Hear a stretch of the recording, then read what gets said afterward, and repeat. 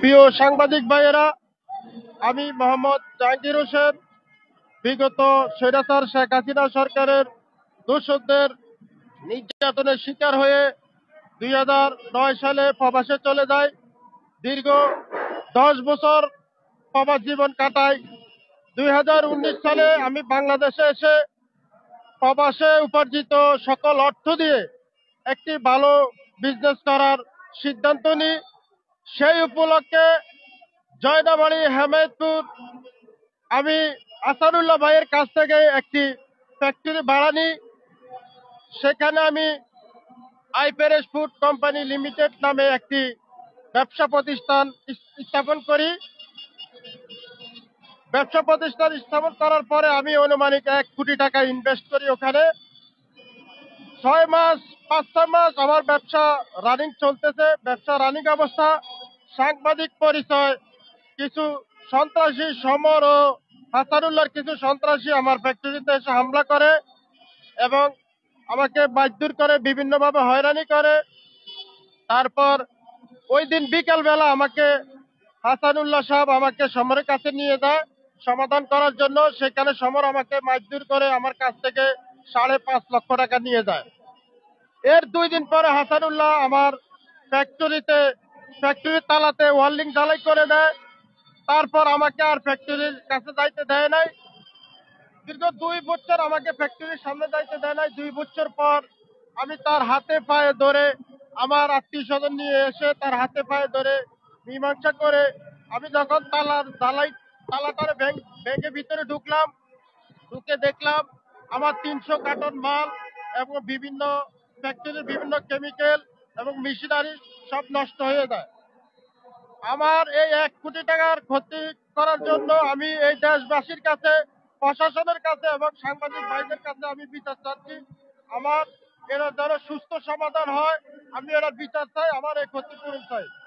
আমার বাবাও আমি প্রবাসে থেকে কঠোর পরিশ্রমের টাকা সে আমার লুটপাট করে সন্ত্রাসী দিয়ে সে এখন আমার নামে মিথ্যা মামলা দেয়, আমাকে বিভিন্নভাবে হুমকি ধমকি করে। সে বলে আমি নাকি ওখান থেকে পালিয়ে চলে এসেছি। আমি ওখানে তার অত্যাচারে থাকতে না পেরে 2-2.5 মাস আগে আমি ওখান থেকে চলে এসেছি। আমি 4 বছর ওখানে ছিলাম, পালাই নাই। এক অত্যাচারের ফরজ সে এখন বলে আমি নাকি পালাই চালিয়েছি, উল্টা আমার কাছে টাকা দাবি করে এবং আমার নামে সে অভিযোগ করে থানায়। সে একজন আওয়ামী লীগের দোষর। তার প্রমাণ আমার কাছে আছে, আপনারা দেখেন, এবং আমার কাছে তার কিছু ভিডিও ফুটেজও আছে।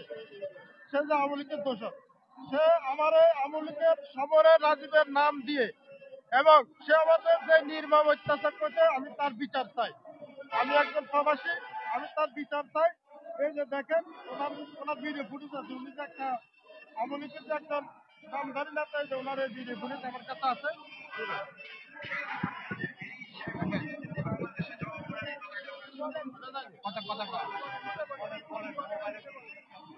আমি একজন ক্ষতিগ্রস্ত লোক। আমি সারা বাংলাদেশের সমাজের এবং বিচারপতিদের এবং পুলিশ প্রশাসনের দৃষ্টি আকর্ষণ করি। আমার সাথে যে অন্যায় হয়েছে, আমার সাথে যে জুলুম হয়েছে, আমি সেই জুলুমের বিচার দাবি করতেছি।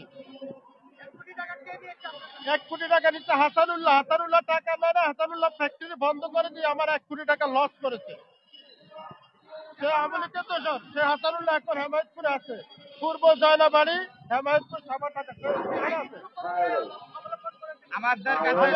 মামলা করার জন্য বারবার থানায় গেছি, হাসানুল্লাহ নামে কোনো মামলা নেয় না থানায়, নিচ্ছে না। সে একজন প্রভাবশালী নেতা ছিল, সে আওয়ামী লীগের খুব মুখোশধারী একজন নেতা ছিল। অভিযোগ করছেন তিনি আওয়ামী লীগের কি পদে আছে এবং কেন আপনার ফ্যাক্টরিটা কি পদে আছে সেটা আমি জানি না, কিন্তু সে বিভিন্ন মিছিল, সকল ধরনের কাগজপত্র, জি আমার কাছে সকল ধরনের এভিডেন্স আছে। ওনার সাথে যে আমার ডিড ডকুমেন্ট হয়েছে এবং টাকা লেনদেন হয়েছে এবং আমার কাগজের প্রকৃত আমার লিমিটেড কোম্পানির সব কাগজপত্র আমার আছে। উনি বন্ধ করতে আমি বিএমপি করি, এটাই আমার অপরাধ। আমি মাঝে মাঝে লুকিয়ে লুকিয়ে বিএমপির প্রোগ্রামে যাইতাম, এই এভিডেন্স গুলো উনি পাইছে ফেসবুকে, এটাই আমার অপরাধ ছিল। আমি বিএনপির পদে ছিলাম রামগঞ্জ উপজেলা যুব দলের, রামগঞ্জ উপজেলা ইউনিয়ন যুব দলের সাংগঠনিক সম্পাদক ছিলাম। আমার ক্ষতিপূরণ 1 কোটি টাকা হয়েছে। দেখেন সব মিটিং এ যাইতো, এখানে সব বিস্তারিত দেওয়া আছে। আমার নাম মোহাম্মদ জাহাঙ্গীর হোসেন। আমি লক্ষ্মীপুর রামদুত 2 নং নোয়াখালী ইউনিয়নের যুব সাধারণ সম্পাদক ছিলাম যুব দলের। না, এখন আমি কোনো পদে নাই, এখন এই নতুন সাবেক পদ কমিটিতে ছিল। আমি কোনো পদে নাই।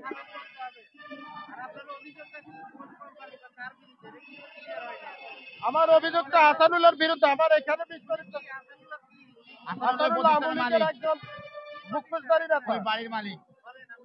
জি, হাসানুল্লাহ আমার ওই ফ্যাক্টরির বাড়ির মালিক। আইফেরেস ফুড কোম্পানি লিমিটেড। জি, আইফেরেস ফুড কোম্পানির ম্যানেজিং ডিরেক্টর আমি ছিলাম। আমার তো অর্থ সব নিয়ে গেছে। হ্যাঁ, ওসির সাথে কথা বলি না, যেখানে আমি অভিযোগ করার জন্য ওনারা বলছে টাকা পয়সার মামলা করতে হবে না।